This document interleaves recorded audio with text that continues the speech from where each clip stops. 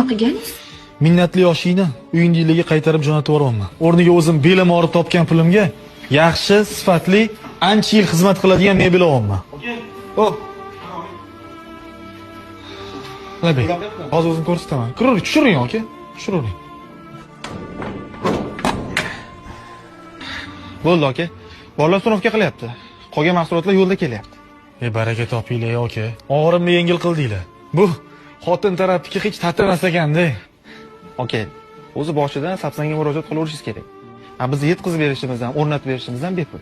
Yo'q. Ish qilib uyaltirib qo'ymaydi-a mebellaringizni? Aka, nima deyapsiz? Bizning serial mahsulotlarimiz Rossiya bilan Turkiyadan olib kelinadi. Xudo xohlasa ancha vaqt xizmatinglar qiladi, uyaltirmaydi. Aytgancha, agar pulingiz yetmaydigan bo'lsa, bo'lib to'lash xizmati ham bor. Bo'ldi, baraka toping aka, joningiz sog' bo'lsin. Rahmat. Arzimaydi.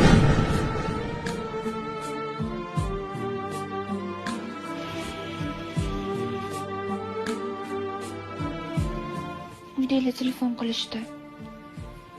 Mebellarni qaytarib yuborganingizni ko'rib, meni ham uyga jo'natib yuborishdi, bo'ylab qo'rqib ketishibdi.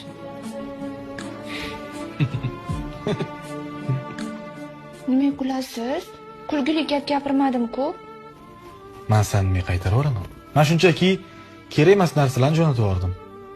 Kerak narsani hech qachon qaytarmayman. Men kechiring.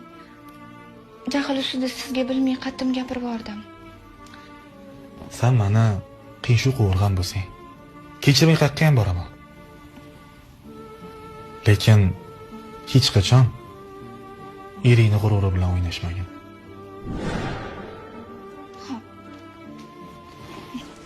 Yarashdikmi? Yarashdik. Unda ketdik, ovqatlanamiz. Ovqating tayyormi? Bo'ldi, ketdik. Mebel yoqdimi senga?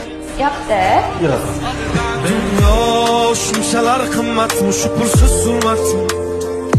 Boylik eng ulug' ne'mat, yo'qmi inson qiymat?